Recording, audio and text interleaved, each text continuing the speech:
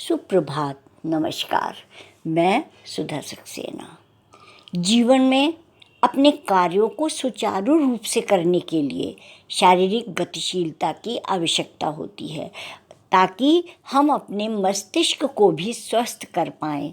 जब शरीर और मस्तिष्क दोनों का एक रेखा में संतुलन होता है तभी हमारे मस्तिष्क में सद्विचार आते हैं या मानसिक उन्नति होती है, मानसिक गतिशीलता होती है। और इसीलिए व्यायाम अत्यंत आवश्यक है। जैसा कि आप सब जानते हैं कि पाणिनि का अष्टांग योग यम, नियम, आसन, प्राणायाम, प्रत्याहार, धारणा, ध्यान धारणा और समाधि, ये आप जो है शरीर, मन और उसके बाद ध्यान के द्वारा जो हम विवेकपूर्ण विचार कर पाते हैं वो इसके द्वारा संभव है। आइए आज व्यायाम पर ही केवल कुछ चर्चा करते हैं, क्योंकि योग वही जो मन को भाए, अर्थात कि व्यायाम या जो योग, जो भी हम आसन या जो शारीरिक गतिशीलता करते हैं वो आवश्यक है कि हमारे लिए वो करने में सहज हो, सुचारू हो। और योग शरीर, मन और प्राण को एक जोड़ करके ईश्वर के समीप या कहिए अपने स्वयं के समीप हमें ले जाता है। अर्थात कि स्वयं के माध्यम से स्वयं तक की यात्रा योग कहलाती है। गीता में भी कहा गया है कि योग का अर्थ है जीवन में संतुलन।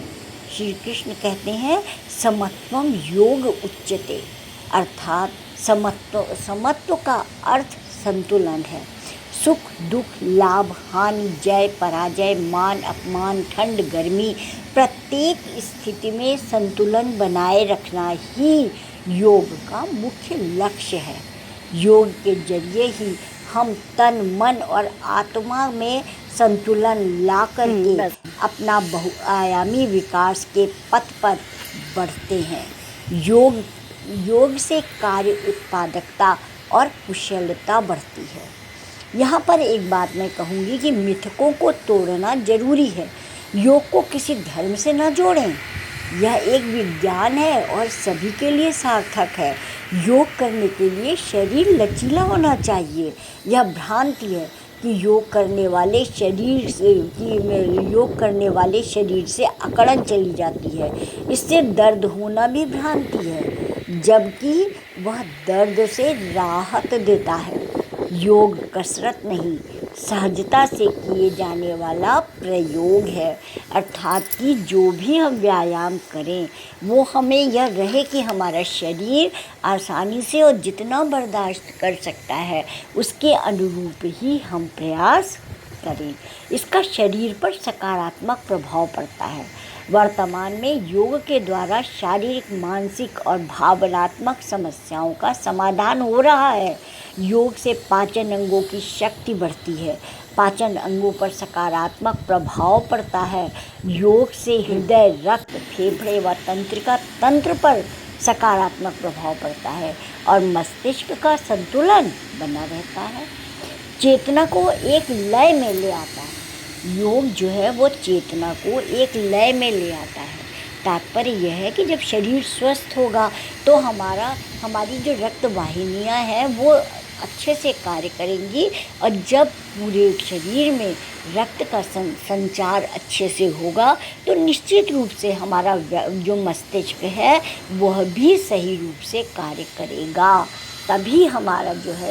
तभी हम सरलतापूर्वक, सहजतापूर्वक और अपनी योग्यता के अनुसार कार्य कर पाएंगे।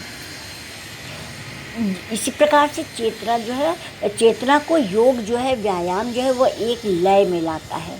योग की विशेषता है कि वह शरीर की चेतना को एक लय में लाता है। इसमें कुछ सावधानियां भी बरतें। योग हमेशा खाली पेट ही करें, जगह समतल हो, आसन बिछाकर योग करें, मस्तिष्क शांत रखें। यदि भोजन किया है तो उसके 3-4 घंटे बाद योग करें।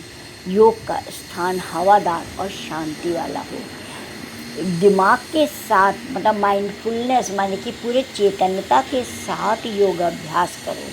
पहले शिथिल करने वाले आसन के साथ प्रारंभ करें और कठिन आसन से कभी प्रारंभ ना करें।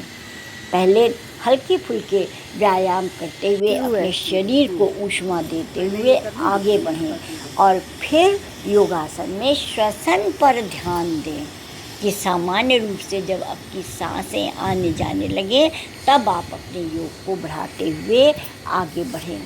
आज योग की 100 से ज़्यादा नई शैलियाँ विकसित हुई हैं।